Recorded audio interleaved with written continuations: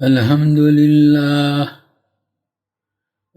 لله نحمده ونستعينه ونستغفره ونؤمن به ونتوكل عليه ونعوذ بالله من شرور أنفسنا ومن سيئات أعمالنا ونعوذ بالله من شرور أنفسنا ومن سيئات أعمالنا ونعوذ بالله من شرور أنفسنا ومن سيئات أعمالنا من يهده الله فلا مضل له ومن يضلله فلا هادي له ونشهد أن لا إله إلا الله وحده لا شريك له ونشهد أن سيدنا ومولانا محمدا عبده ورسوله أرسله إلى كافة الناس بشيرا ونذيرا وداعيا إلى الله بإذنه وسراجا منيرا صلى الله تعالى عليه وعلى آله وأصحابه وبارك وسلم تسليما كثيرا كثيرا أما بعد فأعوذ بالله من الشيطان الرجيم بسم الله الرحمن الرحيم أولم نعمركم ما يتذكر فيه من تذكر وجاءكم النذير وقال النبي صلى الله تعالى عليه وسلم لا تزول قدم ابن آدم من بين يدي ربه يوم القيامة حتى يسأل عن 5 خصال: عن شبابه فيما أبلاه وعمره فيما أفناه وعن ماله من أين اكتسبه وفيما أنفقه وماذا عمل فيما علم. وقال النبي صلى الله تعالى عليه وسلم: نعمتان مغبون فيهما كثير من الناس: الصحة والفراغ. وقال النبي صلى الله تعالى عليه وسلم: من حسن اسلام المرء ترکه ما لا یعنی. سب سے پہلے تو آپ حضرات کو اس بات کی طرف متوجہ کروں گا کہ آخری عشرہ کی یہ پہلی رات ہے، یعنی گویا طاق رات ہے، اور نبی کریم صلی اللہ تعالی علیہ وسلم نے لیلۃ القدر کے سلسلے میں جو رہنمائی امت کو عطا فرمائی ہے، اس میں طاق راتوں کو خاص طور پر وصول کرنے کی اور اس میں لیلۃ القدر کو تلاش کرنے کی تاکید فرمائی ہے. اس لیے آج کی رات کو بھی نوٹ کر لیں. ویسے لیلۃ القدر کے سلسلے میں ایک بات تو یہ یاد رکھیے کہ رات میں 2 نمازیں آتی ہیں، مغرب اور عشاء. کوشش یہ ہو یہ دونوں نمازیں باجماعت پڑھنے کا اہتمام ہو. دوسرا یہ کہ مغرب کے بعد سے لے کر عشاء تک عموماً لوگ اپنے وقت کو ضائع کرتے ہیں، حالانکہ یہ خاص آدمی کے انشراح کا وقت ہوتا ہے. اس وقت اگر آدمی اوابین اور دعاؤں اور تلاوت اور ذکر میں عشاء تک مشغول رہے تو انشاءاللہ بہت کچھ پا سکتا ہے. یہ تو ایک تنبیہ کی بات تھی.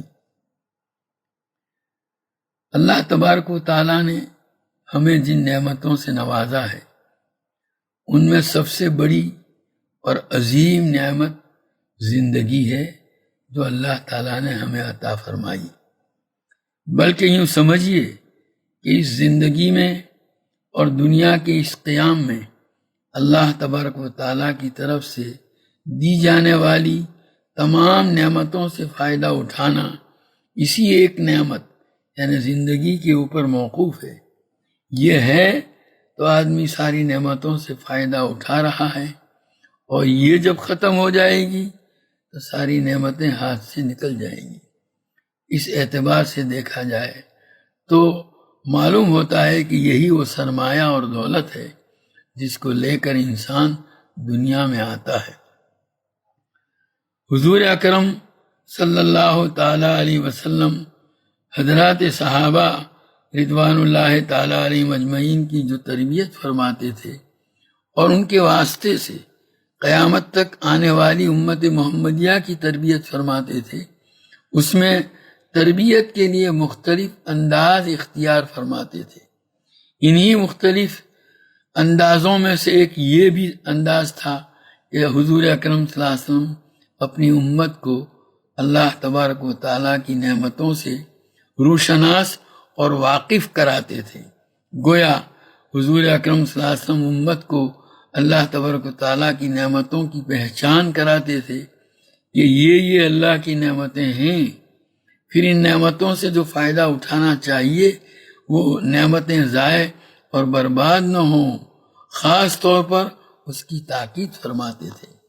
چونکہ انسان کے ساتھ شیطان اور نفس لگے ہوئے ہیں اور وہ ہر وقت آدمی کو دھوکہ دینے کی کوشش کرتے ہیں کہ آدمی کو ایسا کام جو آخرت میں اس کے لیے کامیابی کا ذریعہ ہو کرنے نہ پائے۔ ان کی بھرپور کوشش یہی ہوتی ہے۔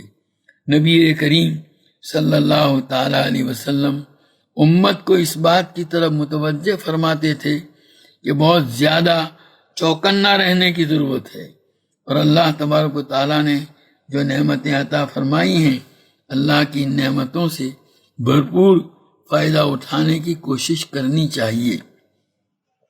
ابھی آپ کے سامنے نبی کریم صلی اللہ علیہ وسلم کے جو ارشادات پڑھ کر سنائے گئے ان میں ایک مختصر ارشاد یہ پیش کیا گیا، من حسن اسلام المرء ترکہ ما لا یعنی۔ اللہ تبارک و تعالیٰ نے نبی کریم صلی اللہ تعالیٰ علیہ وسلم کو جن خصوصیات سے نوازا تھا ان میں ایک خصوصیت یہ بھی تھی کہ اللہ تبارک تعالیٰ نے آپ کو جوامع الکلم عطا فرمائے تھے۔ ان میں سے ایک خصوصیت جو جوامع الکلم تھی اس کا مطلب یہ ہے کہ اللہ تبارک و تعالیٰ نے آپ صلی اللہ تعالیٰ علیہ وسلم کو ایسا کمال عطا فرمایا تھا کہ آپ مختصر الفاظ میں کوئی بات ارشاد فرماتے تھے اور اس کے معانی اور مطالب بہت زیادہ ہوا کرتے تھے۔ بات چھوٹی سی ہوتی تھی لیکن مفہوم بہت زیادہ وسیع ہوا کرتا تھا، جس کو دریا بکوزا یا گجراتی میں گاگر میں ساگر کہا جاتا ہے۔ انہی جوامع الکلم میں سے نبی کریم صلی اللہ علیہ وسلم کا ایک ارشاد یہ ہے جو ابھی میں نے آپ کے سامنے پڑھا، من حسن اسلام المرء ترکہ ما لا یعنی۔ حضرات محدثین فرماتے ہیں کہ یہ بھی نبی کریم صلی اللہ علیہ وسلم کے جوامع الکلم میں سے ہے۔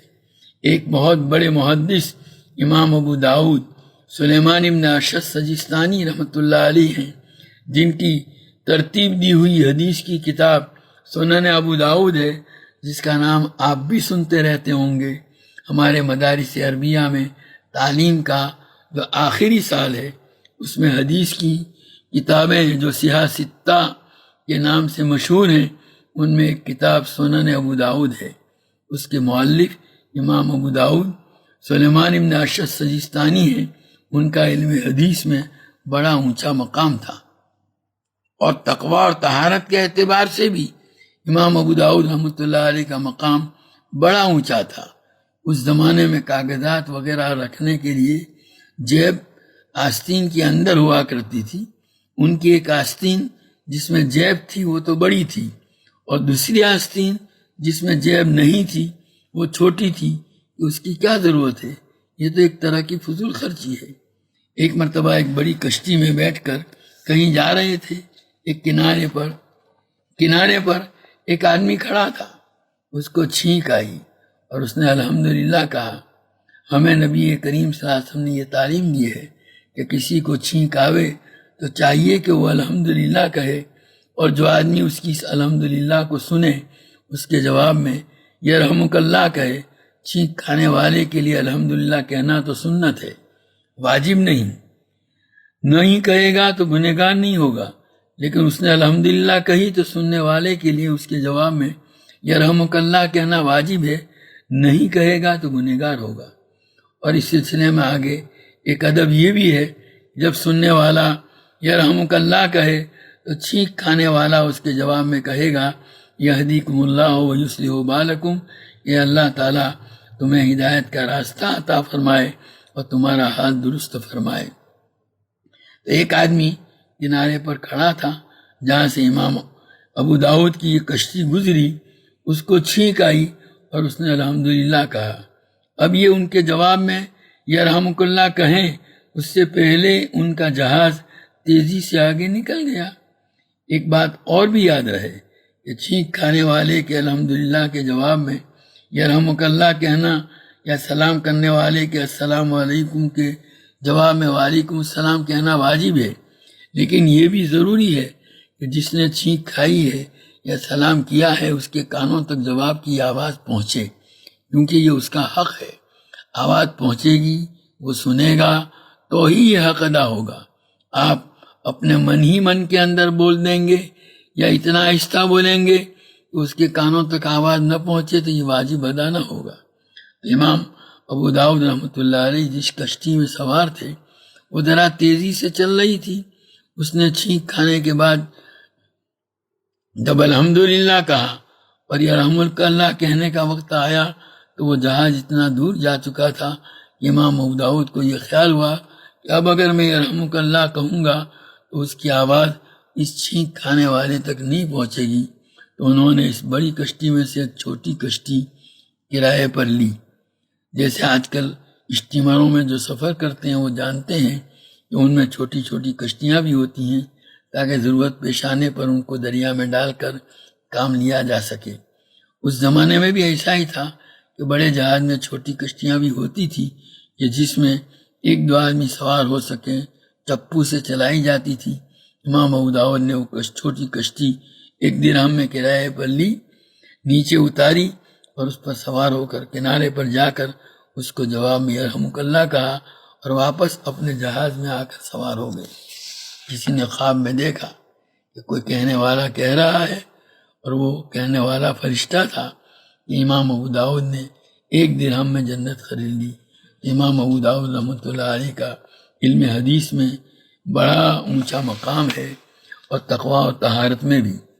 ان کا ایک مقولہ حضرت شاہ عبدالعزیز صاحب محدث دہلوی رحمۃ اللہ علیہ اور ان کے حالات لکھنے والے دوسرے علماء نے نقل کیا ہے۔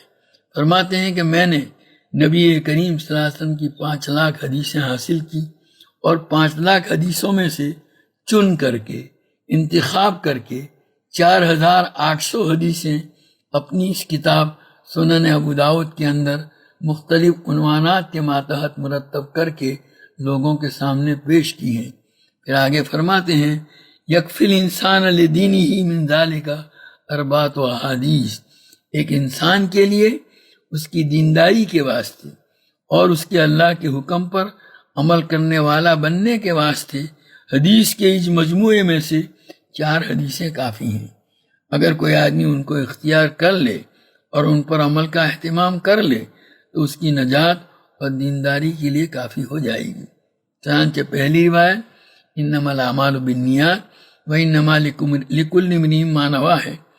امام بخاری رحمۃ اللہ علیہ نے اپنی کتاب الجامع الصحیح کی شروعات اسی حدیث سے کی ہے کہ نبی کریم صلی اللہ علیہ وسلم ارشاد فرماتے ہیں اعمال کا مدار نیتوں کے اوپر ہے، یعنی آدمی جیسی نیت کر کے عمل کرے گا اس کے مطابق اس کا ثمرہ اور نتیجہ ظاہر ہوگا۔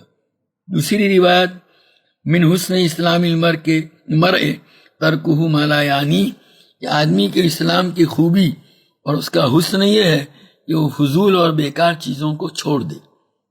تیسری حدیث، لا یکون المرء مومنا حتی یرضی لاخیہ ما یرضی لنفسہ، یہ کہ کوئی آدمی ایمان والا نہیں بن سکتا جہاں تک کہ اپنے بھائی کے لیے بھی وہی چیز پسند کرے جو اپنے لیے پسند کرتا ہے۔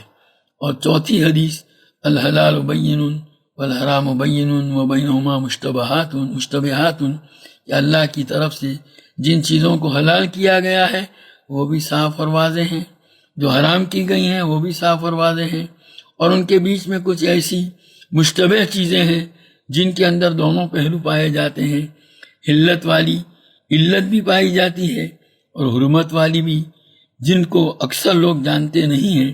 ہاں جو علم والے ہیں، جنہوں نے علم کے اندر پختگی حاصل کی ہے، وہ البتہ ان چیزوں کو جانتے ہیں۔ جو آدمی اپنے آپ کو ان سے بچاتا ہے وہ اپنے دین کو محفوظ کر لیتا ہے۔ امام ابو داؤد فرماتے ہیں کہ یہ 4 روایتیں ایک آدمی کی دینداری کے لیے کافی ہیں۔ گویا امام ابو داؤد نے ان 4 احادیث کو پورے ذخیرہ حدیث کا خلاصہ اور نچوڑ بتایا۔ ان سے پہلے امام ابو حنیفہ نے بھی اپنے صاحبزادے حضرت حماد رحمۃ اللہ علیہ کو جو نصیحت فرمائی، اس میں امام صاحب نے پورے ذخیرہ حدیث کا نچوڑ 5 حدیثوں کو بتایا تھا، جن میں سے 4 یہی ہیں اور 5ویں ہے المسلم من سلم المسلمون من لسانہ و یدہ، مسلمان وہ ہے جس کی زبان اور ہاتھ کی ایذا رسانیوں سے دوسرے مسلمان محفوظ رہیں۔ حضرت شاہ عبدالعزیز صاحب دہلوی رحمۃ اللہ علیہ امام ابو داؤد رحمۃ اللہ علیہ کے اس مقولے کو نقل فرما کر اپنی طرف سے وضاحت کرتے ہوئے فرماتے ہیں کہ پہلی جو روایت ہے انما الاعمال بالنیات، یہ شعبہ عبادت کے لیے کافی ہے کہ جتنی عبادتیں ہیں وہ نیت کی درستگی پر موقوف ہیں، اور دوسری الحلال بین، یہ معاملات کی درستگی کے لیے ہے، اور تیسری لا یکون المؤمن مؤمنا حتی یرضی لاخیہ، یہ معاشرت کی درستگی کے لیے کافی ہے، اور یہ حدیث من حسن اسلام المرء ترکہ ما لا یعنی ہے۔ اللہ تعالیٰ نے ہمیں جو زندگی عطا فرمائی ہے، زندگی کے اوقات کو صحیح طریقے سے گزارنے کے لیے کافی ہے۔ بہرحال نبی کریم صلی اللہ علیہ وسلم فرماتے ہیں کہ آدمی کے اسلام کی خوبی یہ ہے کہ وہ لایانی چیزوں کو چھوڑ دے۔ یہ لایانی کیا ہے؟ علماء اور حدیث کی شرح کرنے والے لایانی کی وضاحت فرماتے ہیں کہ وہ بات یا وہ کام جس کا نہ آخرت میں کوئی فائدہ ہو نہ دنیا میں، ایسا کام اور ایسی بات لایانی کہلاتی ہے۔ گویا جس بات اور کام کا کوئی فائدہ ظاہر نہ ہوتا ہو وہ لایانی ہے۔ یہ عام طور پر لایانی کی تفسیر کتابوں کے اندر بیان کی جاتی ہے۔ ایک مرتبہ ایک سفر میں ہمارے حضرت مفتی محمود حسن صاحب گنگوئی رحمۃ اللہ علیہ کی معیت میں ایک میزبان کے گھر جانا ہوا۔ آج کل کا حال ہم جانتے ہیں کہ گھر کے اندر بہت ساری چیزیں شو اور دکھاوے کے واسطے رکھی ہوئی ہوتی ہیں۔ ان صاحب کے گھر میں 2 کونے میں 2 اونچے مٹکے رکھے ہوئے تھے جن کو پوٹ کہتے ہیں۔ اس پر حضرت نے صاحب خانہ سے پوچھا یہ کیا ہے؟ انہوں نے کہا یہ پوٹ ہے۔ پوچھا یہ کیا کام آتے ہیں؟ تو بتایا کہ ویسے ہی دکھاوے کے لیے ہے۔ اس پر حضرت نے بڑا جامع اور عجیب و غریب جملہ ارشاد فرمایا کہ اب تک تو ہم سمجھتے تھے کہ لایانی میں 2 چیزیں ہوتی ہیں، بات اور کام۔ آج پتہ چلا کہ چیزیں بھی لایانی ہوتی ہیں، اس میں چیزیں بھی داخل ہو گئیں۔ حقیقت تو یہ ہے کہ اب لایانی چیزوں کا سلسلہ اتنا زیادہ ہو گیا ہے کہ آپ اس کو ہم سے زیادہ جانتے ہیں، بلکہ اب تو جو نئے مکانات تعمیر ہوتے ہیں اس کے اندر باقاعدہ فرنیچر کی ترتیب دینے والا، اس کا نقشہ بنانے والا انٹیریئر آرکیٹیکٹ ہوتا ہے۔ مکان کے اندر ساری ضرورتیں آ چکی ہیں، لیکن محض مکان کے اندر زیب و زینت اور شو کے لیے ٹیبل کہاں رکھیں گے، کرسی کہاں ہوگی، لوگ اس کے اندر لاکھوں روپے خرچ کرتے ہیں۔ ابھی ہمارے ایک دوست نے بتایا کہ ان کے خاندان کے لوگ بلڈرز ہیں، مکان تعمیر کر رہے ہیں، انہوں نے بتلایا کہ بیرون ملک کے اندر باپ بیٹا ڈاکٹر ہیں، انہوں نے 2 فلیٹ خریدے، ایک فلیٹ کی قیمت 2 کروڑ ہے۔ کہا کہ فلیٹ کی قیمت تو 2 کروڑ، لیکن اس کے اندر فرنیچر اور انٹیریئر 5 کروڑ کا۔ میں تو سن کر حیرت میں پڑ گیا کہ دیکھو یہ پیسہ جو اللہ تعالیٰ نے دیا ہے اس کو لوگ کیسے ضائع اور برباد کر رہے ہیں۔ کل کو قیامت کے دن اللہ تعالیٰ کے یہاں ان سب کا جواب دینا پڑے گا۔ حدیث میں آتا ہے کہ حدیث میں آتا ہے اور آپ لوگوں نے فضائل صدقات میں سنا بھی ہوگا، حضرت شیخ الحدیث مولانا محمد زکریا صاحب رحمۃ اللہ علیہ نے جہاں حدیث بیان کی ہے وہاں اس میں ایک حدیث پیش کی ہے، لا تزول قدم ابن آدم یوم القیامہ حتی یسأل عن 5، کہ قیامت کے روز اللہ کے حضور انسان کے قدم نہیں ہٹ پائیں گے یہاں تک کہ اس کو 5 چیزوں کے متعلق سوال کیا جائے گا۔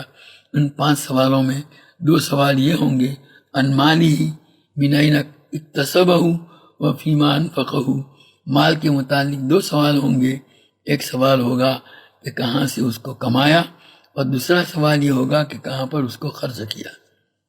کچھ لوگوں کو غلط فہمی ہوتی ہے کہ ہم نے ماشاءاللہ حلال طریقے سے کمایا ہے، اب مولوی صاحب ہم جس طریقے سے چاہیں خرچ کریں، شادیوں کے اندر منڈپ بناتے ہیں تو اس کے اندر لاکھوں روپے خرچ کیے جاتے ہیں، دعوتیں دی جاتی ہیں تو ایک آدمی کے اوپر کتنا روپیہ خرچ ہوتا ہے اور پتہ نہیں کہاں کہاں ہوتا ہے، حالانکہ کل کو مال کے متعلق بھی اللہ تعالیٰ کو جواب دینا پڑے گا۔ نماز کے لیے وضو ضروری ہے اور خود ایک ایسی عبادت ہے جو نماز جیسی عبادت کا ذریعہ بنتی ہے۔ اسلام اس کے اندر بھی پانی کے استعمال میں فضول خرچی سے روکتا ہے۔ حدیث کے اندر آتا ہے کہ ضرورت سے زیادہ پانی استعمال نہ کیا جائے۔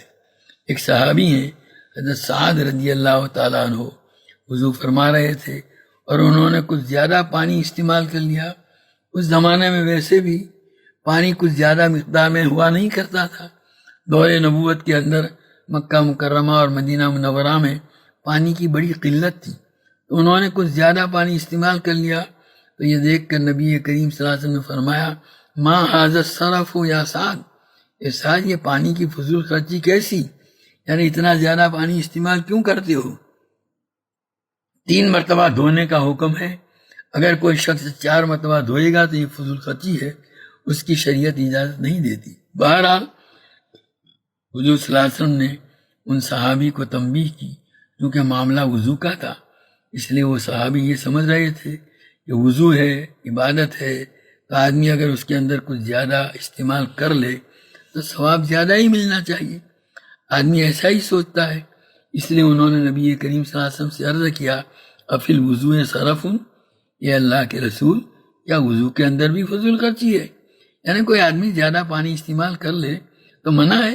تو نبی کریم صلی اللہ علیہ وسلم نے فرمایا، جی ہاں، اگر بہنے والی نہر پر بیٹھ کر تم وضو کر رہے ہو تو بھی اگر ضرورت سے زیادہ تم نے پانی استعمال کیا تو اسراف ہے۔ اسلام جب وضو جیسی عبادت میں فضول خرچی کی اجازت نہیں دیتا تو دوسری چیزوں میں اس کی اجازت کیسے ہوگی؟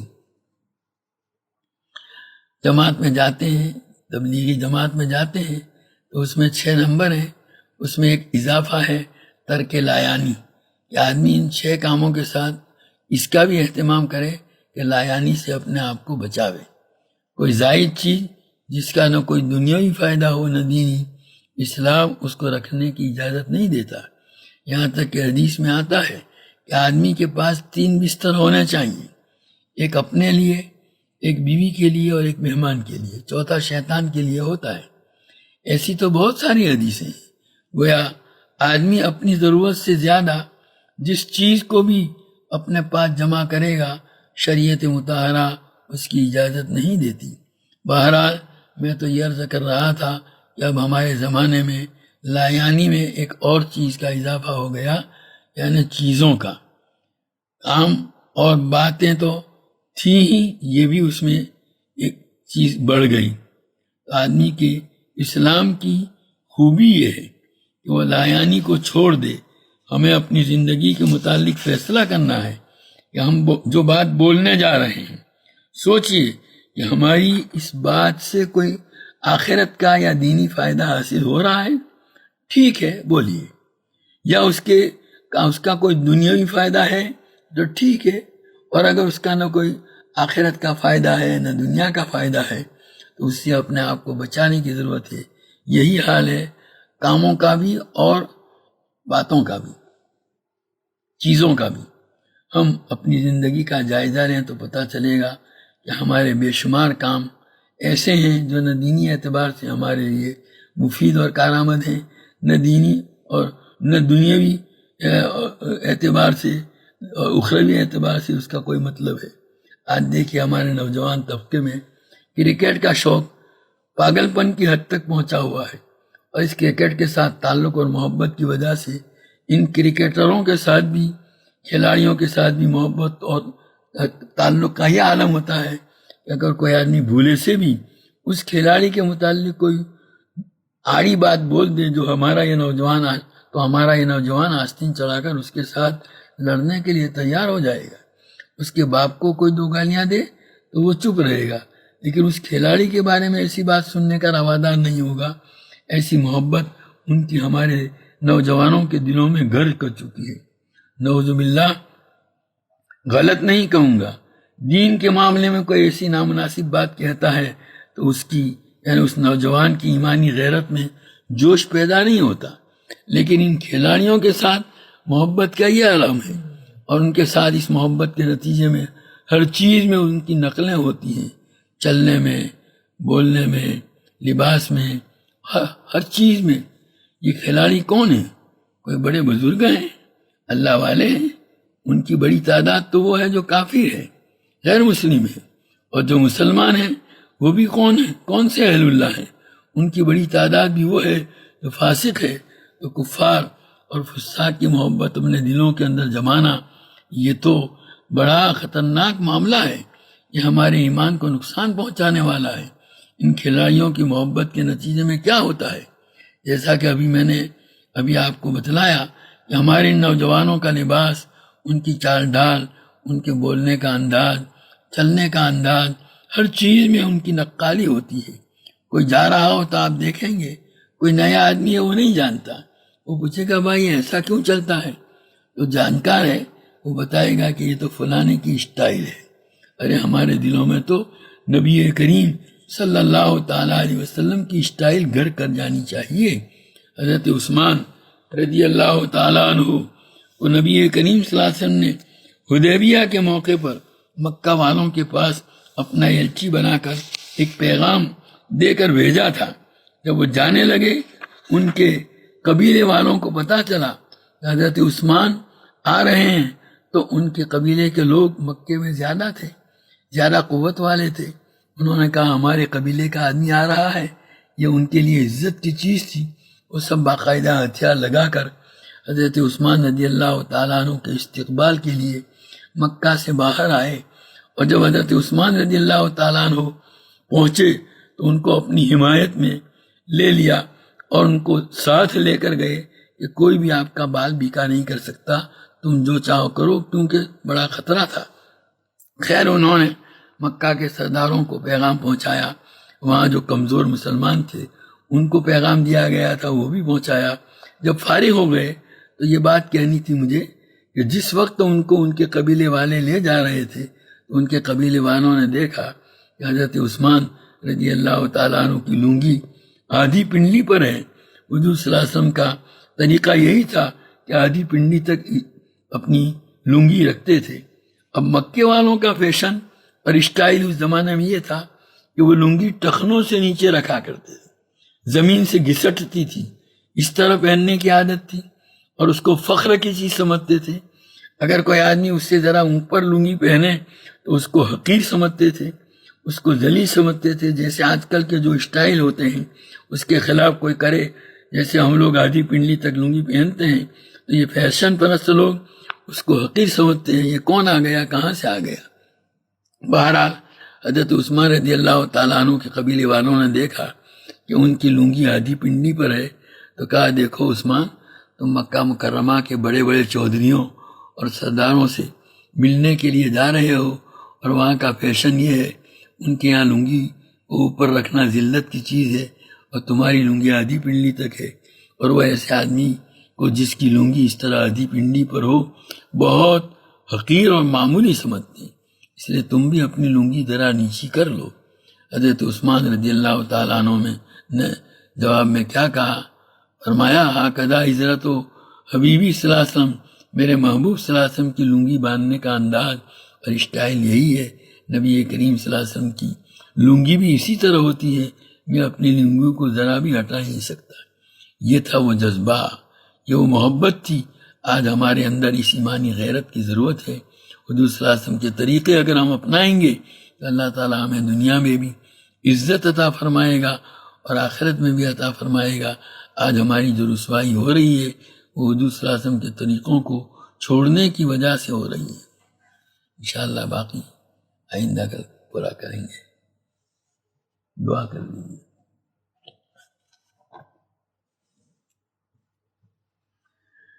سبحانک اللہم و بحمدک و تبارک اسمک و تعالی جدک و لا الہ غیرک، لا الہ الا اللہ الاحد الصمد الذی لم یلد ولم یولد ولم یکن لہ کفوا احد۔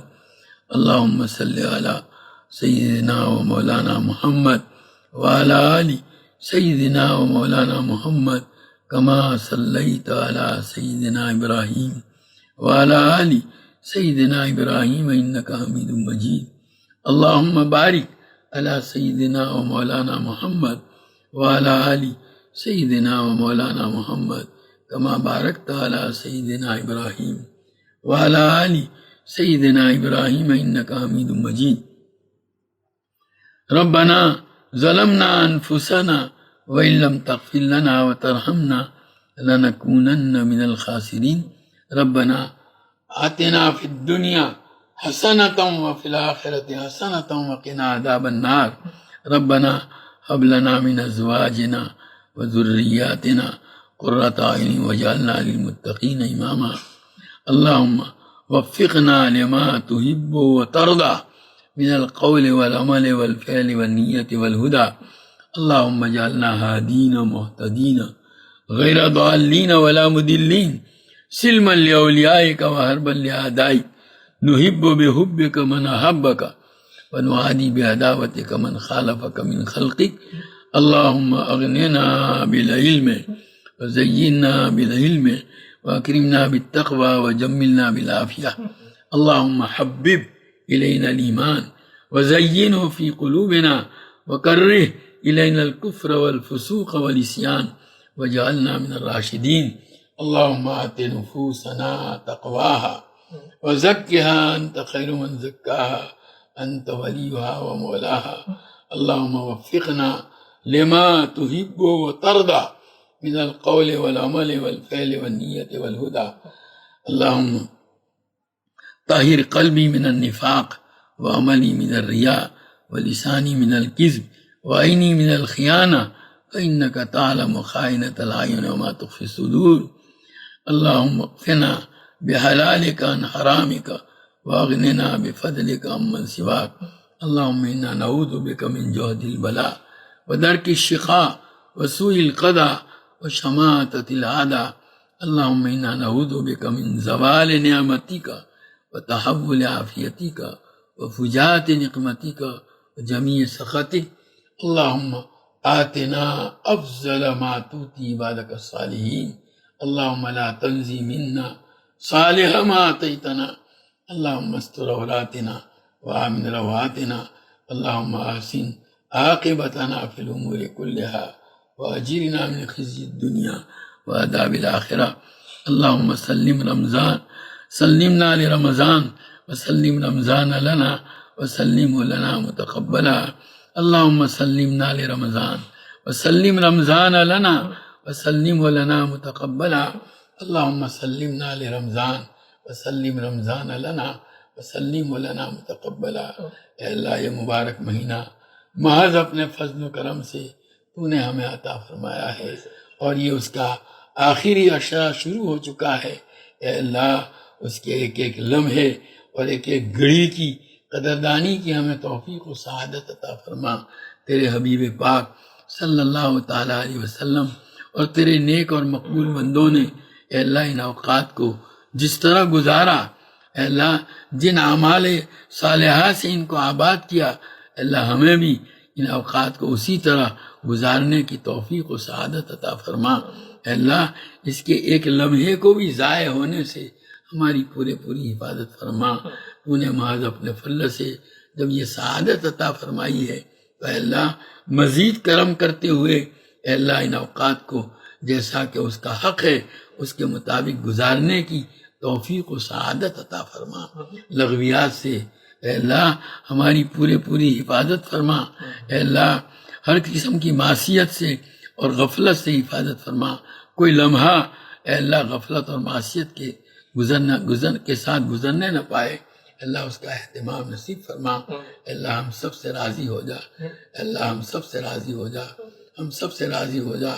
اللہم انک عفو تحب العفو فاعف عنا یا کریم، اللہم انک عفو تحب العفو فاعف عنا یا کریم، اللہم انک عفو تحب العفو فاعف عنا یا کریم، اللہم مغفرتک اوسع من ذنوبنا ورحمتک ارجع عندنا من اعمالنا، اللہم مغفرتک اوسع من ذنوبنا ورحمتک ارجع عندنا من اعمالنا، اللہم مغفرتک اوسع من ذنوبنا ورحمتک ارجع عندنا من اعمالنا، اللہم انا نسألک من خیر ما سألک من نبیک محمد صلی اللہ علیہ وسلم ونعوذ بک من شر ما استعاذک منہ نبیک محمد صلی اللہ تعالی علیہ وسلم وانت المستعان وعلیک البلاغ ولا حول ولا قوة الا باللہ العلی العظیم۔ اے اللہ یہ بلا جو اس وقت کائنات پر مسلط ہے اپنے فضل و کرم سے اس کو اٹھا لے۔ اے اللہ جو بندے اس میں گرفتار ہیں ان کو صحت کاملہ عاجلہ مستمرہ عطا فرما۔ اے اللہ جو بچے ہوئے ہیں محفوظ ہیں، اے اللہ آئندہ بھی ان کی حفاظت فرما، اور جو اس بیماری کا شکار ہو کر دنیا سے رخصت ہو چکے ہیں اے اللہ ان کو اپنی رحمتوں مغفرتوں سے ڈھانپ لے، جنت الفردوس میں ان کو اعلیٰ مقام عطا فرما، ان کی حسنات کو قبول فرما، سیئات سے درگزر فرما، ان کی قبروں کو جنت کے باغیچہ بنا دے، ان کے تمام پسماندگان کو صبر جمیل اور دیر جزیل سے نواز دے۔